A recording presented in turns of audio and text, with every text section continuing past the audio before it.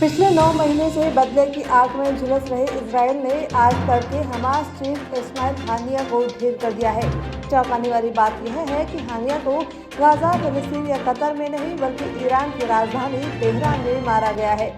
Hamas ने खुद बयान जारी कर अपने चीफ की मौत की पुष्टि की है। दरअसल हमास चीफ इस्माइल हानिया मंगलवार 30 जुलाई को ईरान के नए राष्ट्रपति मसूद पेजेश्कियान के शपथ ग्रहण समारोह में शामिल हुआ था। इस दौरान हानिया ने ईरान के सर्वोच्च नेता अयातुल्ला अली खामेनेई से भी मुलाकात की थी। इससे अगले ही दिन आज बुधवार को सुबह इजराइल ने उस घर को ही उड़ा दिया जिसमें इस्माइल हानिया ठहरा हुआ था। कांग्रेस की पूर्व राष्ट्रीय अध्यक्ष सोनिया गांधी ने आज कांग्रेस पार्लियामेंट्री पार्टी सीपीपी की बैठक को संबोधित किया। सीपीपी की चेयरपर्सन सोनिया गांधी ने पार्टी सांसदों को 4 राज्यों में होने वाले विधानसभा चुनाव के लिए तैयार रहने को कहा। सोनिया गांधी ने यह भी कहा कि हवा का रुख हमारे पक्ष में है। उन्होंने कहा कि अगर आने वाले 4 राज्यों के विधानसभा चुनाव में हम जीत गए तो उसका राष्ट्रीय राजनीति में विशेष प्रभाव पड़ेगा, इसलिए इसके लिए अभी से कमर कस लें। उन्होंने कहा कि मैं हमारे दोनों एलओपी और हमारे सहयोगियों को बधाई देती हूँ जिन्होंने राष्ट्रपति के अभिभाषण पर धन्यवाद प्रस्ताव पर बहस के दौरान हमारी पार्टी के विचारों को जोरदार तरीके से व्यक्त किया। पिछले कुछ दिनों में जब तत्काल आर्थिक और सामाजिक चुनौतियों का सामना करने की बात आती है तो आप में से कई लोगों ने बजट की कई अपर्याप्तताओं को बहुत प्रभावी ढंग से सामने रखा। दिल्ली में बीते दिनों राग कोचिंग सेंटर हादसे में 3 बच्चों की मौत के बाद दिल्ली सरकार एक्शन मोड में आ गई है। दिल्ली सरकार ने ऐलान किया है कि आने वाले दिनों में कोचिंग संस्थानों को रेगुलेट करने के लिए कानून बनाया जाएगा।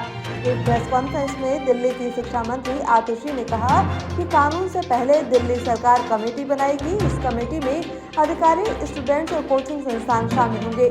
इनके सुझाव पर ही हम कानून बनाएंगे। उन्होंने कहा कि कोचिंग इंस्टीट्यूट के मालिकों के खिलाफ क्रिमिनल कार्रवाई करने की जिम्मेदारी लॉ एंड ऑर्डर संभालने वाली दिल्ली पुलिस पर है। उन्होंने कहा कि कोचिंग संस्थान के मालिकों के खिलाफ क्रिमिनल एक्शन लेने की जरूरत है। वायनाड भूस्खलन त्रासदी में मरने वालों की संख्या बढ़कर अब तक 153 हो चुकी है। पैरा रेजिमेंटल ट्रेनिंग सेंटर के कमांडेंट ब्रिगेडियर अर्जुन सीगन ने कहा कि एनडीआरएफ, सेना, राज्य पुलिस, वन अधिकारियों और स्वयं सेवकों के 500 से 600 कर्मी बुधवार को बचाव अभियान दल चला रहे हैं। भारतीय सेना ने केरल के वायनाड में विनाशकारी भूस्खलन के बाद अपने बचाव अभियान को तेज कर दिया है। प्रभावित क्षेत्रों से 1000 से अधिक लोगों को सफलतापूर्वक सुरक्षित निकाल लिया गया है। आज सुबह तक लगभग 70 पीड़ितों के शव निकाले जा चुके हैं। वहीं बताया जा रहा है कि आज वायनाड से पूर्व सांसद राहुल गांधी क्षेत्र के प्रभावित इलाकों का दौरा कर पीड़ित परिवारों से भी मुलाकात कर सकते हैं। राजस्थान विधानसभा में आज पूर्व मुख्यमंत्री मोहनलाल सुखाड़िया की जयंती मनाई गई। इस मौके पर विधानसभा अध्यक्ष वासुदेव देवनानी ने विधानसभा परिसर में सुखाड़िया की तस्वीर पर पुष्पांजलि अर्पित की। इस मौके पर मंत्रिमंडल के सदस्य, विधायकगण और विधानसभा के अधिकारी कर्मचारी मौजूद रहे। राजस्थान विधानसभा में निर्दलीय विधायक रविंद्र सिंह भाटी ने बाड़मेर रिफाइनरी में स्थानीय लोगों को रोजगार देने को लेकर सवाल पूछा। विधायक भाटी ने कहा कि रिफाइनरी को दी गई जमीन के कारण स्थानीय लोगों की नमक की खानें बंद हो गई। ऐसे में स्थानीय लोगों को रिफाइनरी में रोजगार में प्राथमिकता देने की व्यवस्था सरकार करे।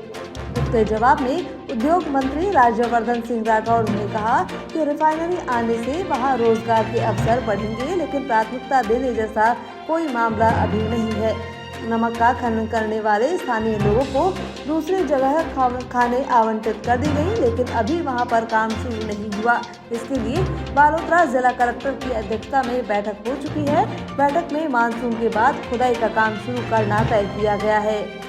प्रदेश के सरकारी स्कूलों में पूर्व शिक्षा मंत्री स्वर्गीय इंदिरा गांधी की जयंती नहीं मनाई जाएगी। हर साल 19 नवंबर को इंदिरा गांधी की जयंती सरकारी स्कूलों में मनाई जाती रही है, लेकिन इस बार शिक्षा विभाग के सत्र 2024-25 के शिविरा पंचांग में इंदिरा गांधी जयंती शामिल नहीं की गई है। वहीं 19 नवंबर को ही मनाए जाने वाले कौमी एकता दिवस का नाम भी बदल दिया गया है। अब शिक्षा विभाग 19 से 25 नवंबर तक समरसता सप्ताह मनाएगा। जयपुर में सफाई कर्मचारियों की हड़ताल के बाद हालात अब बिगड़ने लगे हैं।